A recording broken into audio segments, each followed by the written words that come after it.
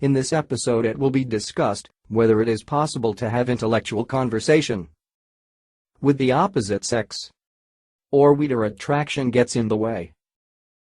You are familiar with latter theory. Discussion regarding STDs and open relationships will also occur. Why do people flirt with each other in conversation, even though already married or attached? Why do feminists muddy the waters and pretend women are not giving off signals? Are pickup artists hurting other men? Does romance become extremely complicated with all the STDs out there? Do you visit a doctor weekly? Or do you just opt out of most romance because of the high risks? Men going their own way seems to be about risk calculation, careful thinking. Whereas PUA is about taking risks. Jumping in. Just do it. Risks are good in a PUA life. Men going their own way reduce risk, while PUA increase it, as risk is fun and challenging. This is in regards to sleeping around. Men going their own way do take risks in business and in their lives. But when it comes to women, this risk is considered just a tad bit dangerous. Maybe more than just a little bit. Maybe quite dangerous.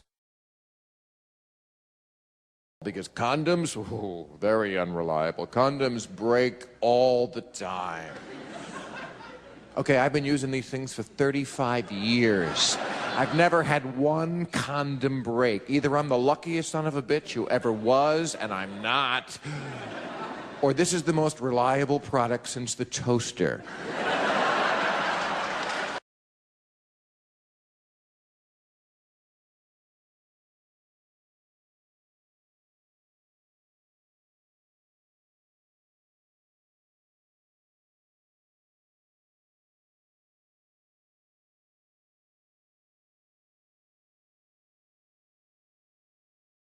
Having an intellectual conversation with a woman. Is it possible? Yes. Many men part of MGTOW find that there is nothing much up in the brains of beauty. But I've found I can have intellectual conversations with women. Your mileage may vary. It's not like you can have physics discussions with most. The problem arises, however, when one is talking to a woman who is married or attached. Most women, even though attached, end up making sexual suggestions during conversations. For example, a good-looking guy who has a conversation with a woman will notice signals. Women often wear revealing clothing, such that it's only revealing when they move a certain way. Women wear shirts that have the ability to show their chest off if they bend down or such. Even when a woman is married, or especially if they have a boyfriend. During conversation with another man, they will purposely show their bosom and reveal it. They will also touch their hair. When you talk with other women about this, how they are flirting with men behind boyfriends' back, they deny it and say you are reading them wrong, when clearly that is not the case. Supposedly women flirt subconsciously with other men due to evolution, to keep backup men on hand in case anything happens to their current relationship or their man leaves them. However, I've had conversations with fully attached women who in no way are going to break up. Women that have been married and will so obviously remain married, have a family with 3 kids, and yet they still flirt or make their bodies shown in a sexual way in conversation. The feminist view is that a woman can do and act as she likes. It's never a signal. Bullshit. The feminist view that women aren't sending signals and should not be read as such is like saying that a woman who wears a t-shirt that says "I love music" is not sending any signals whatsoever about music or her love for it. Or it is like saying that when men put their hands on their stomach and say "I am hungry," that doesn't imply they are hungry. What the fuck? Of course signals have meaning. And flaunting your breast is showing off a sex organ. When you talk to other women about this, they reference the whole slut walk. Women can act and dress as they please. It never implies anything whatsoever. If that's true, I guess when a man uses bad language and says I hate potatoes, he is not implying that he fucking hates potatoes. You are reading him wrong. Nothing is ever a signal. It is all just muddy waters. Nothing means anything. Ain't anything we can do about nothing. What kind of illogical bullshit is it to say that when a woman flaunts her breast cleverly, not showing it to everyone in the room, but just showing it to the man she is closely talking to, that this is not a signal of any kind, and it's purely a mistake or some sort of misread signal? Combine that with her touching her hair and releasing pheromones. Yeah. None of this is an invitation for you to ask her on a date or inquire about her status. You are just a pig who happens to read women wrong. And you need to go to more slut walks. At slut walks the waters are really muddy. They are dressing like objects but don't want to be treated like objects. It's like wearing a t-shirt that says I am a good cook, but asking people to stop asking me if I am a cook at a restaurant or if I have an interest in cooking. You are reading me wrong. Just because I say I am a good cook doesn't mean that I cook. Doesn't mean that I like cooking. Doesn't mean anything. It implies nothing. You are reading it all wrong. Huh. What the fuck? A woman who wears clothing that is so clever that she can reveal her body certain ways. There is nothing really wrong with this. It's how to attract a mate. Apes and animals do a similar thing when they flaunt their parts. Even a peacock is flaunting its beautiful tail. There's nothing wrong with this. However, for women to do this behind their boyfriends' backs, to hit on other men, and then to deny it outright when you call them out on it, there is something wrong with that. If they are in an open relationship, or are just dating, not attached, then it's okay to flirt. But this isn't even flirting we are talking about. It's something more. When a woman shows you a reproductive organ, or a bare chest, so much that you can almost see all, this is not just a hair touch. She's literally showing you her reproductive quality, her ability to feed children. To think that this is not a signal in any way is absurd. That is the feminist view. No signal ever. Never read into anything.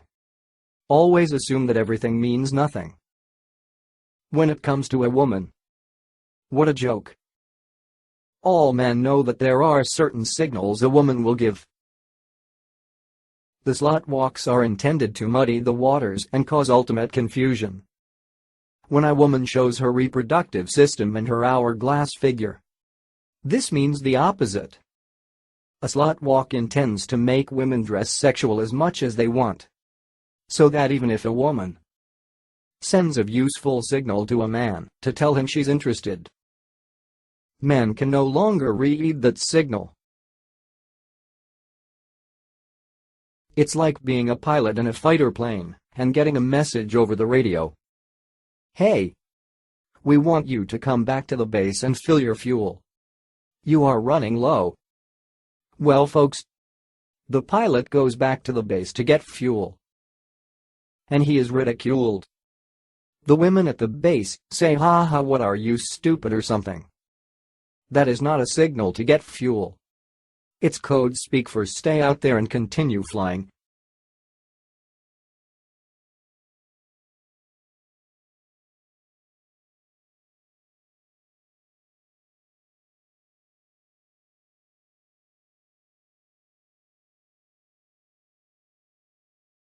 These illogical and irrational tricks women, mostly feminists, play on men are likely shit tests. Some kind of bizarre poker bluff. Yeah, I was showing you a breast that feeds children. So what? That was just to trick you into thinking I wanted to show you it. Really, it was a mistake. It's not a signal that I see you as a potential father or boyfriend. Indeed, there are some cases where women do not mean to show anything, and they just bend down to pick up a piece of paper or such. After all, you have to pick the piece of paper up. It is not like you can leave it there. But no. I am talking about where the signals are made extremely obvious. Several times over again. Any PUA knows these signals. But getting back to having intellectual conversations. You can have them with women. But if you are good-looking, they will flirt, distracting from intellect. Or even if you are average-looking, but you hold some kind of success or top position in a company, a woman will consider her options. Are you boyfriend-husband material? So the problem with having intellectual conversations is the distraction, the attraction, and the general problem that women simply aren't as interested in physics, astronomy, mathematics. Feminists will claim this is because of the patriarchy, when really it's because of different brains via evolution and how testosterone affects the brain. That doesn't mean there are no women interested in hard sciences or mathematics or technology. It just means that if you go out there, the majority, a generalization, are interested in the other. But you don't need to talk math, physics, or science to have an intellectual conversation. I differ from some MGTOWs in that I have had the pleasure of having intellectual conversations. But every time I have a conversation, for beyond 10 minutes, with a good-looking woman, or even for 5 minutes, there is often signals being sent, which would be perfectly fine if they were single. But it is very strange that they are seriously attached, very serious, and still heavily flirt. This is a dangerous mind game for women to play, as it implies they want more than one man. They already have one, but they seek out more men. Or they purposely flirt just to get a reaction and boost their self-esteem. Or they are shopping. Their current man is fine, but what about a better one? Shopping for men. Men are objects in the store. Here's a man for $50. Let's try him on. How does he react to my signals? Let's do a shit test on him. Does he carry himself well? Does he flirt back? Or not interested? Treat him like a little social experiment. Run some more tests on his masculinity. Then if he asks me out, I can reject him, and he'll feel bad when I say, I have a boyfriend. When she says I have a boyfriend, this is yet even another shit test. A lot of men think this is time to stop and accept your losses. You just wasted your time and were ridiculed and rejected because you read the signals wrong. Nope. You didn't read the signals wrong. She really was likely interested. She just wants to play mind games, and this is a control freak tactic. A power trip. She gets to decide. Not you. If you date her, take it further. A PUA knows how to handle the I have a boyfriend line. But a MGTOW asks, what's the point of this complex illogical poker game? Bluffing. Tricking. Worse than in a casino. One reason women flirt with other guys heavily, even though they are in relationships, is because they are thinking 6 months down the road, when they are no longer in the relationship.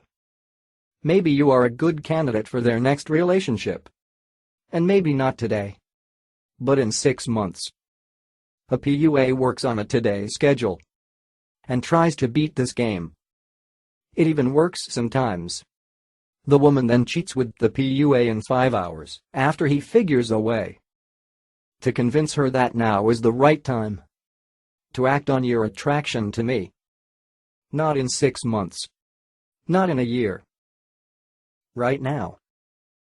Or tomorrow. And many PUA have their system and have figured ways of getting a girl to cheat. That day. Or soon. But what kind of a society is this where guys are running around destroying other guys' relationships? You aren't just making the woman cheat. You are also harming a guy too. But if you are an alpha male, other guys' feelings don't matter. Who cares about harming manosphere? It's about getting more pussy. Who cares who you are hurting? If we had open relationships, this would all be more logical. With open relationships, you would give consent to cheat. There would be no cheating. When I say give consent to cheat, I mean that cheating becomes acceptable. So it isn't a cheat. But there is an obvious problem with this that everyone knows about. AIDS. Disease. Spread of STD. As long as everyone got tested each time they had intercourse, it might be okay. But think about how complex this process is. How many STD do you get tested for? Just a few. Every time you want to have some fun, you have to drive to the doctors to get tested. No one actually does this. Despite people who claim they do. People get tested occasionally and think it is enough. You'd pretty much have to have home testing kits available in all homes or an open relationship home. But even that is impractical because people often have fun in bed spontaneously. Romantically.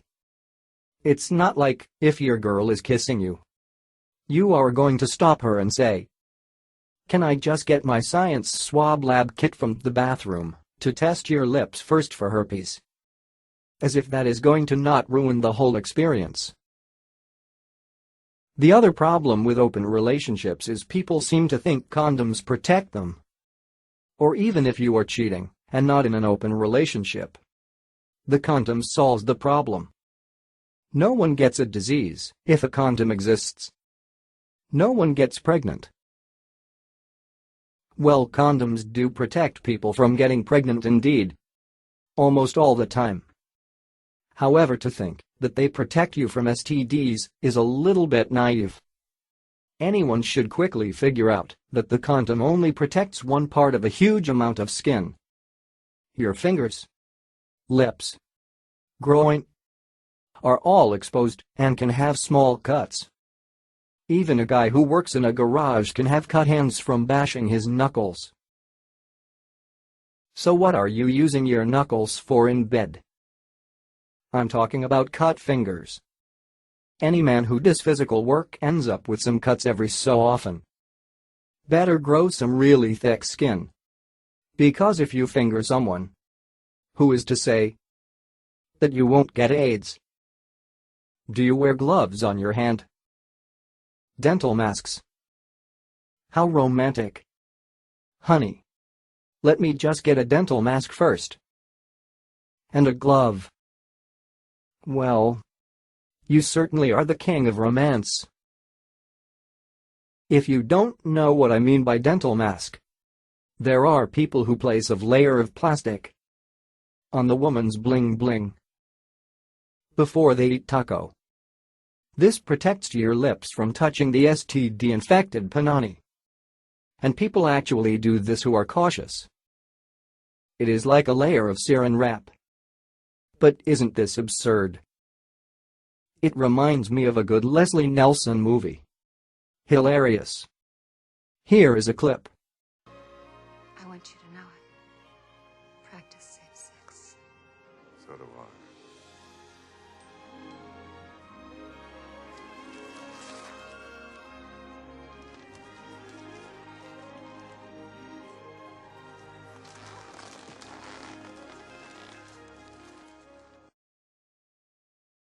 In the Naked Gun clip, Leslie Nelson and the woman put on full protection. This is meant as a humorous gigantic-sized condom that covers your whole body. It's a really funny movie. I recommend all the Naked Gun movies. Please watch all. However, this joke in the movie about safe sex is actually more serious than it seems. In order to protect yourself from STDs, it literally does require such a suit that you step into. I'm not saying to find one of these suits or giant condoms. Full body size. I'm just saying that the liberal view of just putting on a condom is naive. Does that condom protect your lips, which you use all over the body? Or how about your hands? You cannot get STDs on your hands or lips, you'll say. Oh really? You sure about that? But the typical liberal out there just says throw on a condom and you are set and ready. Women's parts don't have a condom on them. For your lips. Unless you use saran wrap or a dental mask. How romantic. Go ahead. Digest the above text. As if a condom is going to protect you. Fully. Get real. Do your lips have a condom on them? By liberals I mean naive people like Bill Maher. I actually like Bill Maher quite a bit. But he oversimplifies the whole sex thing. He's hot for lots of pussy. He thinks there is no risk if you are just wearing a condom. And hey, I'm liberal about some things too. So I'm not against some liberal ideas. Note the word some. But Bill Maher's wishful thinking when it comes to these issues is laughable. Because condoms, very unreliable. Condoms break all the time. Okay, I've been using these things for 35 years. I've never had one condom break. Either I'm the luckiest son of a bitch who ever was, and I'm not, or this is the most reliable product since the toaster. Bill Maher is being sarcastic about how condoms break all the time. It's true that they don't break very often. But this misses the point. Just because you are wearing a condom doesn't mean that your lips, hands, and groin are protected. Often a guy will not even wear a condom because you can't get a woman pregnant in the other pipe. The gay community outbreak of AIDS was precisely because guys couldn't get other guys pregnant. Listen to this. They found out that among the high school girls who took the abstinence pledge, they are 6 times more likely to be engaging in oral sex. And 4 times more likely anal. I love this. I love this. So Bill Maher loves the fact that college women and young women are sexually promiscuous whores. If they are more likely to do oral and buddy sex. This is exactly how gay community got AIDS. You don't need to wear protection doing oral or buddy because there is no pregnancy. The temptation is there to just go all out and not wear any protection. It's not very romantic to be sucking on plastic. So people remove protection during these situations. For example, when is the last time you put plastic over a panani? Saran wrap. To protect your lips. It seems to me that Bill Maher just does basic stuff like putting his stick in, and then he is done. Because he talks about condoms. But does he have lips? Do they have condoms on them? How is a condom protecting your lips from disease? Or hands with open cuts? Does he ever finger? No. Well, he can't be great in bed if the only tool he uses is his stick. Hey guys. Just put a condom on your stick. And that will protect you as you only use your stick. You are one of those boring guys who does the traditional sex. No lips. Fingers. Tongues. You don't kiss either. Just pure traditional animal in and out, and you are done. Okay, well, I guess if that's what you do in bed, you don't use lips or fingers, then a condom is great. But wait. Bill Maher mentioned oral in his comedy clip. So only oral is done to the man. A condom protects a man from a woman's lips.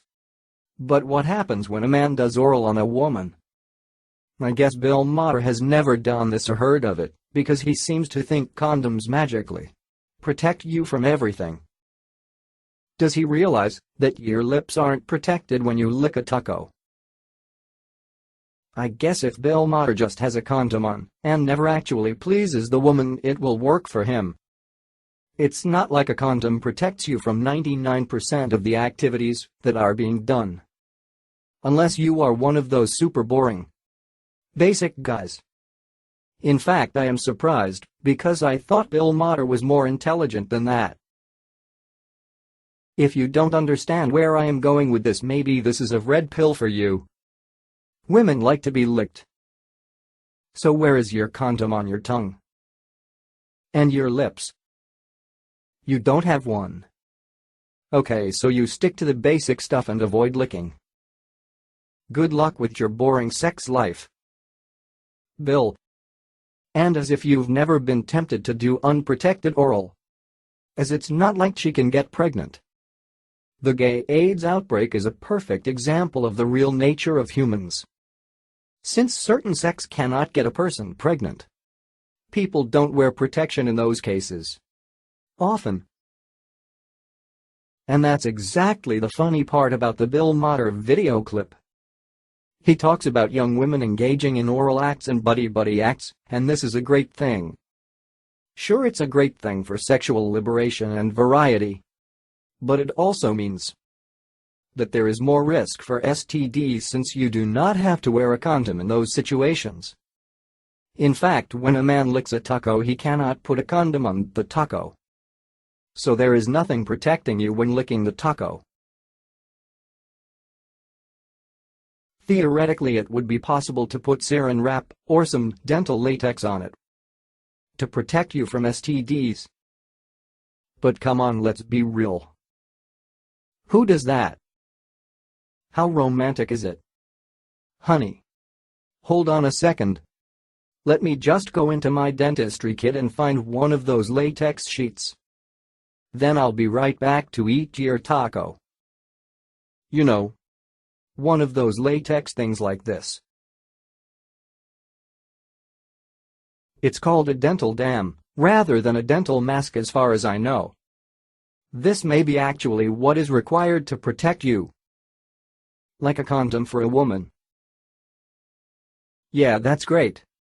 Now you can't even see what you are doing, because you covered it up with a dental dam or latex sheet. You might as well just lick a tire or lick a deflated balloon. With all these protections in place, sex becomes a joke. Just like the Naked Gun movie clip. Do you run to the doctor to get STD tests for both of you every single time you have sex? That will get boring quick. Your life will be spent driving to get STD tests. Or maybe you will just spend hundreds of dollars on some home STD kit that comes out on the market. Your closet and drawers will be full of latex gloves, dental dams, STD tests, pregnancy tests. You might as well become a doctor yourself, inspecting the woman personally before each bling-bling. Maybe become a gynecologist so you know what to look for before you get started on that thing. Now that I have got my glove on, let's get busy, babe. At least my fingers won't get infected, because I have a latex glove on, and I will be using my fingers. So if I don't have any gloves on, I could get STDs through skin cuts on the fingers. There are cuts on some people's hands. You might think this is all silly and is going overboard. All you need is a condom and you are set and ready. Forget all these extra protections. But if condoms really did work, why are STDs still popular? After all, Bill Maher claims we have already solved the problem. Someone invented condoms. And they work and are reliable. And almost everyone uses them these days. Very popular. So then why the fuck do we still have STDs? Once again, if you are involved in sex, it is likely you aren't going to always be protected. If you really like a person, it's tempting to not wear a raincoat. What fun is it wearing a raincoat in the shower? It defeats the purpose of a hot shower. And if you can't get a woman pregnant through oral, many people don't bother with protection. You are not rational during romance.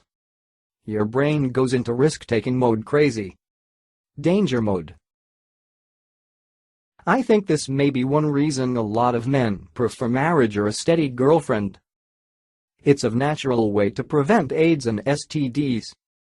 Theoretically, you only have one partner, so no possible STDs can be transmitted. But wait.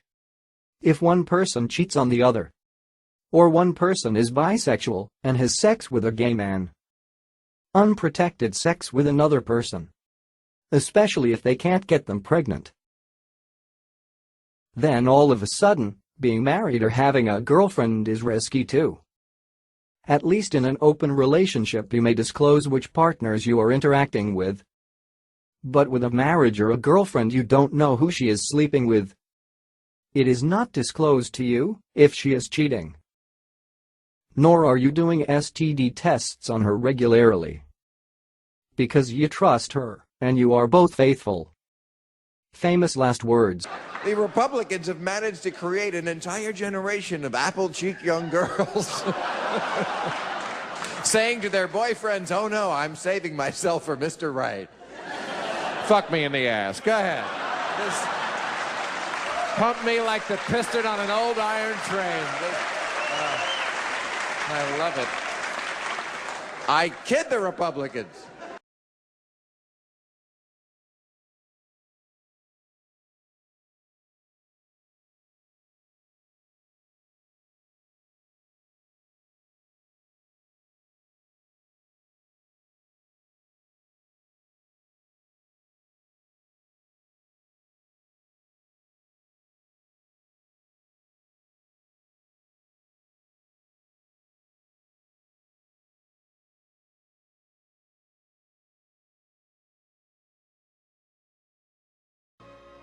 I want you to know it. Practice safe sex. So do I.